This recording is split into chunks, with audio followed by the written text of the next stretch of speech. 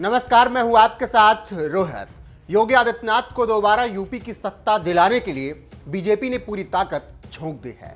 यही वजह है कि एक तरफ जहां नरेंद्र मोदी, अमित शाह, योगी आदित्यनाथ, राजनाथ सिंह जैसे दिग्गज नेता धुआंधार चुनाव प्रचार कर रहे हैं, तो वहीं दूसरी तरफ टिकट भी उन्हीं नेताओं को बीजेपी बांट रही है जिनके जीतने की संभावनाएं सबसे ज्यादा हैं।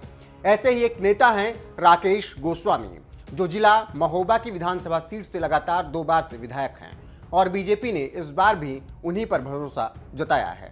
लेकिन इसके बावजूद बीजेपी विधायक राकेश गोस्वामी को डर सता रहा है कि जनता उनकी गलतियों की सजा कहीं योगी आदित्यनाथ को न दे दे।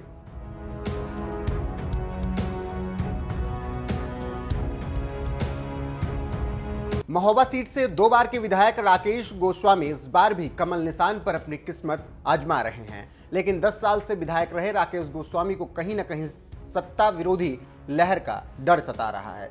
यही वजह है कि रविवार को चुनाव प्रचार के दौरान उन्होंने खुले मन से अपने क्षेत्र की जनता से माफी मांगी और अपील करते हुए कहा कि मेरी गलतियों की सजा बीजेपी या माननीय योगी आदित्यनाथ जी को न दीजिएगा।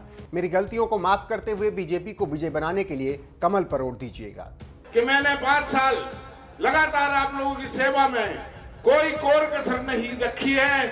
अगर मुझसे मेरे कार्यकाल में किसी प्रकार की कोई गलती हो गई हो तो आप लोगों से हाथ जोड़कर प्रार्थना करता हूं, क्षमा मांगता हूं कि मेरी गलतियों की सजा भारतीय जनता पार्टी को या माननीय योगी आदित्यनाथ जी को न दें और मेरी गलतियों को क्षमा करते हुए भारतीय जनता पार्टी को विजयी बनाने के लिए आगामी 20 तारीख को कमल के फूल पे बटन दबाकर भारतीय जनता पार्टी को विजयी बना। कि मैंने 5 साल लगातार आप लोगों की सेवा में कोई कोर कसर नहीं रखी है।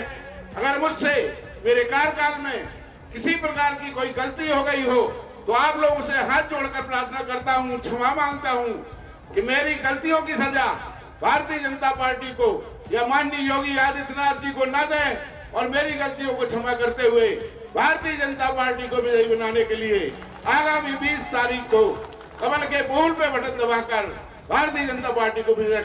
बीजेपी नेता राकेश गोस्वामी जिस मंच से सरेआम माफी मांग रहे थे, उसी मंच पर केंद्रीय मंत्री राजनाथ सिंह भी मौजूद थे, जिन्होंने विरोधियों पर जबरदस्त हल्ला बोला। उन्होंने चीन का मुद्दा उठाते हुए कांग्रेस नेता राहुल गांधी को आड़े हाथों लिया और कहा, राहुल गांधी देश के जवानों के शौर्य पर सवालिया निशान लगा रहे हैं। क्या यह राजनीति सही है? राहुल गांधी जी संसद में खड़े होकर कहते हैं भारत और चीन के बीच जो मुठभेड़ हुई थी उसमें भारत के सेना के जवान ज्यादा मारे गए और चीन के 3-4 मारे गए, जबकि हमारे सेना के जवानों ने कहा कि निश्चित रूप से 30-40 से ज्यादा मारे गए। राहुल गांधी पर निशाना साधने के साथ ही राजनाथ सिंह ने योगी सरकार की भी तारीफ की और कहा, योगी जी अच्छी बैटिंग करते हैं, लेकिन जब वो बॉलिंग करते हैं तो बड़े बड़े बल्लेबाजों के विकेट उखाड़ देते हैं। हमारे योगी जी यहाँ के मुख्यमंत्री ऑलराउंडर खिलाड़ी हैं, ऑलराउंडर खिलाड़ी हैं। बल्लेबाजी तो करते ही हैं, लेकिन यदि गेंदबाजी पर भी उतर आते हैं तो बड़े बड़े बल्लेबाजों के विकेट उखाड़ देते हैं। एक ऐसे हमारे मुख्यमंत्री।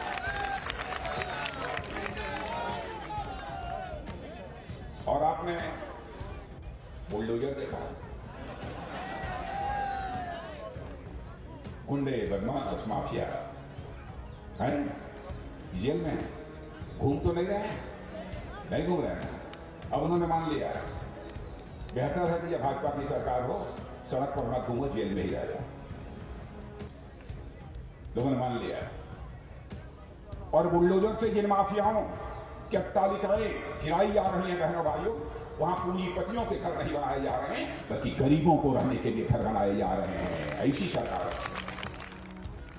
महोबा के चुनावी मैदान में एकदम फुल फॉर्म में नजर आ रहे बीजेपी नेता राजनाथ सिंह ने इसी चुनावी रैली में कई योगासनों का भी जिक्र किया और विरोधियों पर निशाना साधते हुए कह दिया कि 84 तरह के आसन होते हैं, जिसमें से 83 आसन तो भाजपा कर रही है, लेकिन एक आसन विरोधियों के लिए छोड़ दिया गया है, वह है शीर्षासन, जो सपा, बसपा और कांग्रेस पार्टियां कर रही हैं। आप भी सुनिए राजनाथ सिंह ने राकेश गोस्वामी समेत तमाम बीजेपी उम्मीदवारों के लिए चुनाव प्रचार के दौरान और क्या कुछ कहा है। एक बात की और आपका ध्यान आकर्षित करना चाहता हूं, आप मेरी बात से सहमत हो। आप टेलीविजन देखते हैं, समाचार पत्र पढ़ते हैं, इस क्षेत्र के रहने वाले कुछ 2, 4, 10 लोग ऐसे भी हो सकते हैं जो विदेशों में रहते हैं। बहनों भाइयों, पहले दुनिया के मंचों पर, अंतर्राष्ट्रीय मंचों पर दुनिया की जमात के बीच खड़े होकर भारत यदि कुछ बोलता था तो दुनिया उसे गंभीरतापूर्वक लेती नहीं, कहती थी कि भारत तो यह कमजोर भारत है, बोलने दो, क्या फर्क है। लेकिन आज मैं दावे के साथ कह सकता हूं बहनों भाइयों, सारी दुनिया में यह धारणा बन गई है, भारत अब यह कमजोर भारत नहीं है, बल्कि भारत यह दुनिया का एक ताकतवर देश बन चुका है। आज यदि भारत अंतर्राष्ट्रीय मंचों पर कुछ बोलता है तो सारी दुनिया उसे गंभीरतापूर्वक लेती है। भारत की बात को आज कोई अनसुनी नहीं कर पा रहा। यह है भारत की ताकत। लेकिन वो क्या रहा, राहुल गांधी जी संसद में खड़े होकर कहते हैं भारत और चीन के बीच जो मुठभेड़ हुई थी उसमें भारत के सेना के जवान ज्यादा मारे गए और चीन के 3-4 मारे गए, जबकि हमारे सेना के जवानों ने कहा कि निश्चित रूप से 30-40 से ज्यादा मारे गए। देश की जनता को वह गुमराह कर रहे हैं। मैं भी देश का रक्षा मंत्री हूं मेरे बहनों भाई। परसों 2 दिन पहले ही आपने अखबारों में पढ़ा होगा कि ऑस्ट्रेलिया के एक माने जाने पत्रकार ने वहां के अखबार में लिखा है भारत और चीन के बीच जो आमना सामना हुआ था, जो संघर्ष हुआ था, उसमें चीन के 38 से लेकर 50 के बीच में लोग मारे गए हैं। बहनों भाइयों, हमारे देश की सेना ने जिस शौर्य, पराक्रम और साहस का परिचय दिया है, सभी के द्वारा उसका स्वागत किया जाना चाहिए।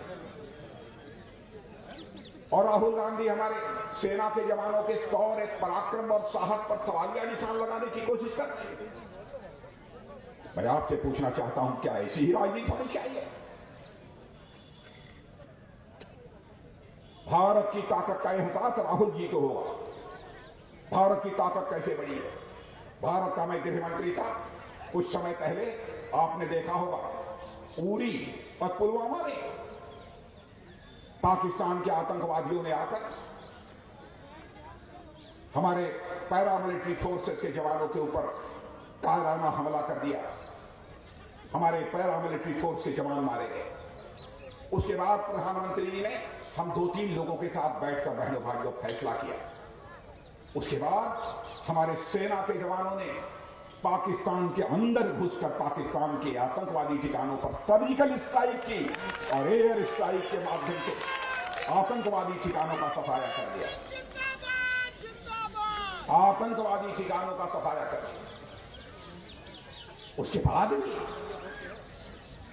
सारी दुनिया को यह संदेश चला गया, भारत यह कमजोर भारत नहीं है, बल्कि भारत अब दुनिया का ताकतवर देश बन चुका है। और हमारे अंदर वह ताकत है जो हमारी तरफ आंख उठाकर देखने की कोशिश करेगा। उसे केवल इस पार ही नहीं, जरूरत पड़ी तो उस पार भी जाकर मार सकते हैं। यह भारत के अंदर ताकत आ गई।